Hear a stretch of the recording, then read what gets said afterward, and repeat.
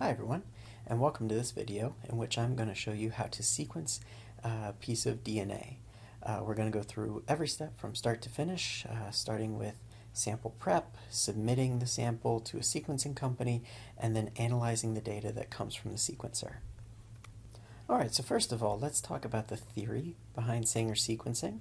Essentially, what's going to happen here is you're going to do a PCR reaction, but with only one primer. So in that case, I guess PCR is a bit of a misnomer because you're not really exponentially amplifying anything in a chain reaction, but the basic concepts of having a template DNA, adding a primer, and then extending that primer all still apply to this reaction, but with a few unique twists. So let's just jump right into it. Let's say you wanted to sequence this fragment of DNA right here.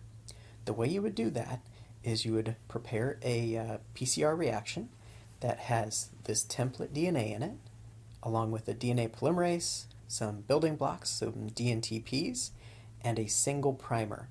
And that single primer would bind upstream of the sequence that you want to read. So let's say you're sequencing a gene, then it would be a good idea to find a primer that binds to the promoter region, and then it would read forward into the gene. So anyways, what you're going to do is mix all that together, and then just like PCR, the first thing you'll do is melt the DNA strands apart. So let's say I'm just looking at this strand of the target sequence right now. Then I'm going to cool the reaction down to allow the primer to bind. So I have a very short primer here because I don't have too much space, but these primers would be about 20 base pairs long, just like a PCR primer. All right, so that primer is going to bind upstream of that target sequence, and then DNA polymerase is going to come in, and it's going to start extending that primer. But the unique twist on Sanger sequencing is that mixed in with normal dNTPs, A, T, C, and G, we also have fluorescently labeled ddNTPs. Now these bases can be incorporated into the growing strand, but then subsequent bases cannot be added on their 3' end because that 3' end is blocked. And it's blocked by a fluorophore that is specific to that base. So just for example, if that last base was an A, then that strand would have a green fluorophore tagged onto its 3' end, and it couldn't get any longer. If it was a G, it would be yellow. If it was a C, it would be red. T would be blue. You can imagine there's different combinations of those colors, but that's about it. And so this would give us a strand that is a certain length, and the color of the strand depends on the last base on the 3' end. So if I do this again, I have another primer that comes in, and it gets extended. Let's say it terminates there at that C. That one would be red. It's slightly longer, so it's a larger size, and it's red because it ends with C.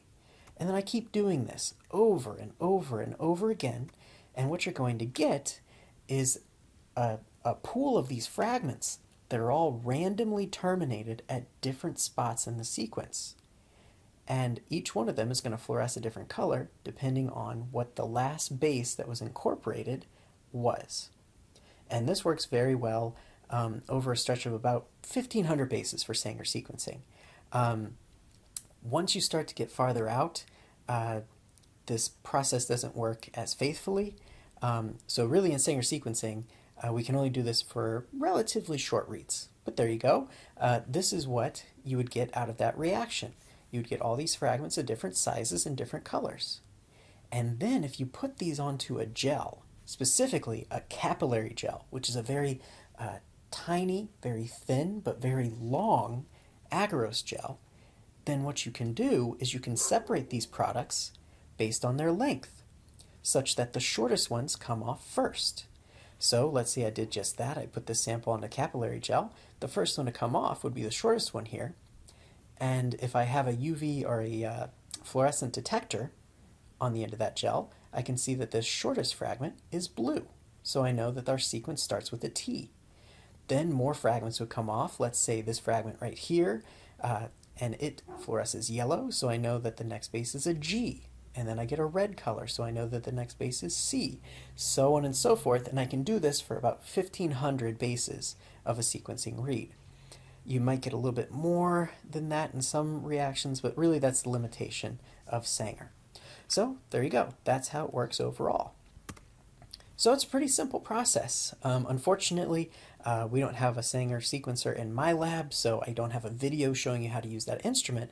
But instead, all we do is we just prepare samples and then ship them to a sequencing company, and they run it for us and then give us back the data. So this is how we handle that. Our sequencing company says, if you want to sequence using a custom primer, then what you need to do is submit 800 to 1600 nanograms of DNA. Now, hopefully that would be at a concentration above 50 nanogram per microliter, because the total volume that we're allowed to submit is 15 microliters. So hopefully that's a few hundred nanogram per microliter plasma DNA that we can put into this tube to get up to 1600 nanograms. If you submit less than 800 nanograms, the reads tend to be very short. So maybe a few hundred bases, and they're probably going to be pretty crude. You might not see all the bases in a read like that from a sample of low concentration. Typically, we try to shoot for the maximum, which is the 1600 nanograms. Pretty much the more DNA you submit, the longer your read is, and the higher the quality of that read is. So that's what we try to shoot for, 1600 nanograms. Then for the primer, you need 25 picomoles of that in the tube as well. We typically order primers as synthetic oligos, and they come in 25 nanomole quantities. So if you resuspend the primer in 1 ml of liquid, then all you need to do, you can do the math there, but all you need to do is add 1 microliter of that resuspended oligo to this tube. And then if you have any volume left over, you get up to 15 microliters just by adding ultra pure H2O. Now, since we submit these tubes through the mail, sometimes they are at room temperature for a day or two. You want to make sure that this is ultra pure dihydrogen monoxide. You don't want any DNA contamination in there, because that could slowly degrade your samples while they're waiting to be sequenced. Okay, so there you go. If you have a custom primer that you want to use, that's how you would set up that reaction. But our sequencing company actually offers a list of universal primers that they will add to the reaction for us, so we don't even have to worry about that. If we can identify a universal primer that they have in stock, then we only have to submit the plasmid DNA. So same, about 1600 nanograms of plasmid, and we add water up to 15 microliters.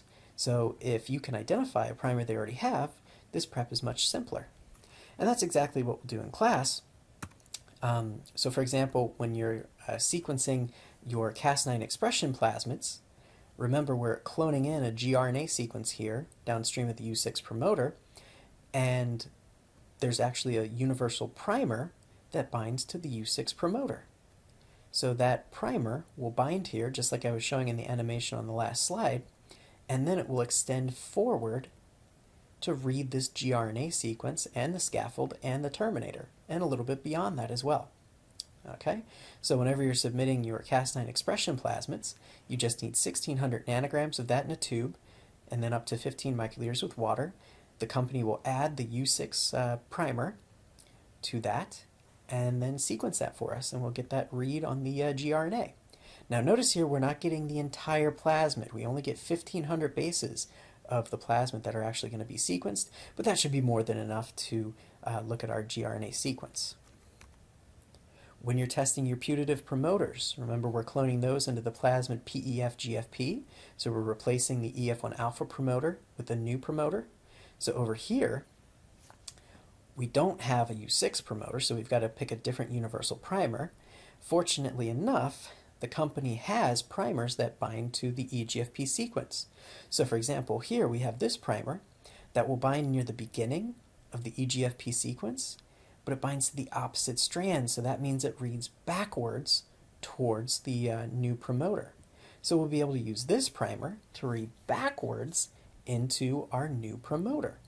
Okay, so there you go. For all the plasmids you'll make, we will have universal primers that the company will add for us, and you just need to submit properly diluted DNA in a tube. All right. Now, one more thing I should mention here, since we're shipping these tubes, you want to seal your tubes with something. Ideally, that would be parafilm or Scotch tape.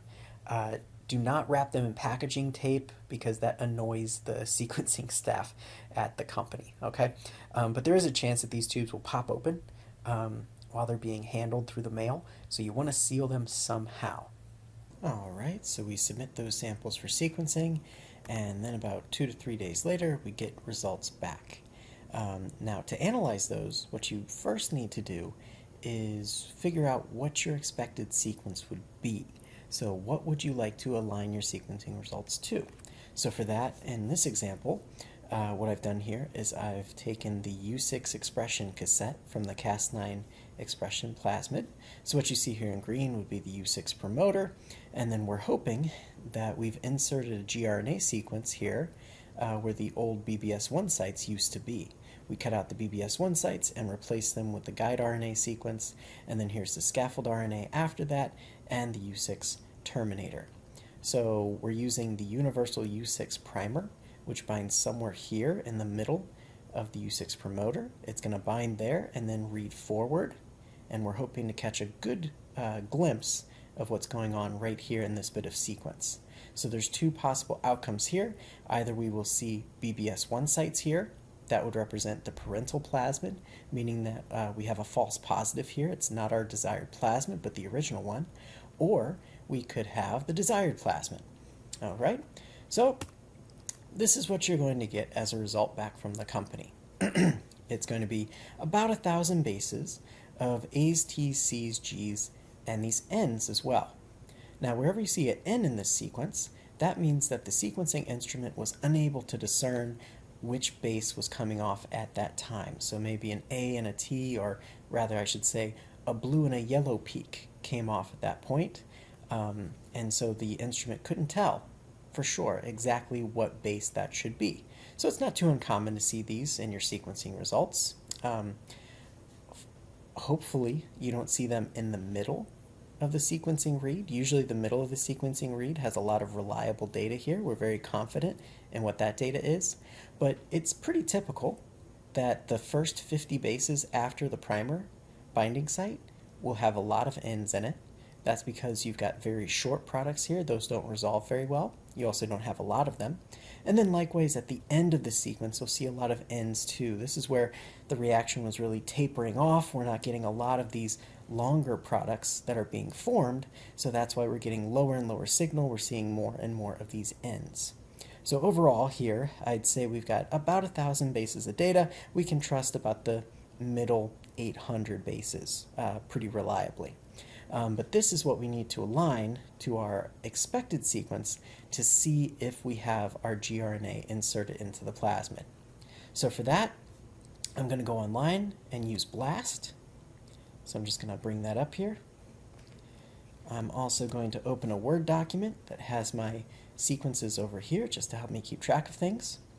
So the first thing I'm going to do is I'm going to copy my raw sequencing result and post that into the query field. Then I'm going to scroll down, click this button. This is align 2 or more sequences. Then I'm going to copy my expected sequence and put that into the subject here. And then I'm going to click BLAST. So what BLAST is going to try to do is align these two sequences, and we hope that we're going to get a perfect alignment here. If you see that red bar, that means you've got a pretty high alignment score. That's a pretty good indication that it's successful. If you didn't have the gRNA sequence, you'd see a gap somewhere here around 150, but we don't, so that looks pretty promising. And here we go. So these are the results that BLAST is going to kick out. You've got your first long alignment here. There are some other results down farther on the page. These are smaller bits of sequence that might repeat in the overall sequence. That's all that is. But what's most important is up here. We see that we've got a very good read from around this region right here. So you can see we have a few N's that are throwing things off. We've got a good read before that and after it. So I'm just going to copy that sequence to see where that is over here in my expected sequence. Control F, Control V. And here we go. All right. So that's where we're looking at. Okay, so that sequence we have confirmed. And when you look at that, it is the beginning of our gRNA.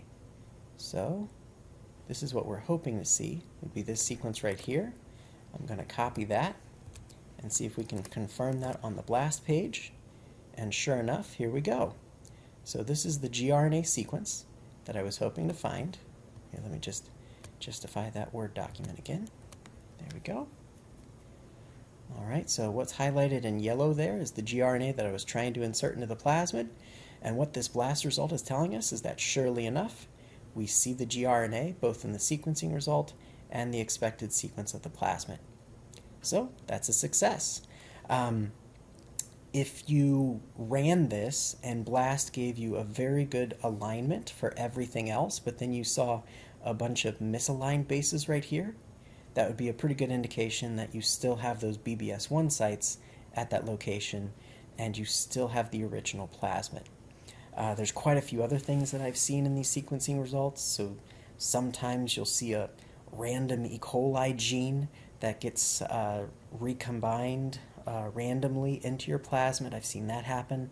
I've seen larger pieces of your plasmid get cut out, so just random recombination within the plasmid itself. So there's a lot of bizarre things that can happen here, probably 1 out of every 20 to 50 reactions, honestly. But hopefully your sequencing goes well, you get a good alignment. But if you see anything else that's weird or you're having trouble understanding what's going on, please do let me know, and I'd be happy to look it over with you. All right, so there you go. That's how sequencing works. We outsource the sequencing reaction itself, but then we can do the analysis in-house.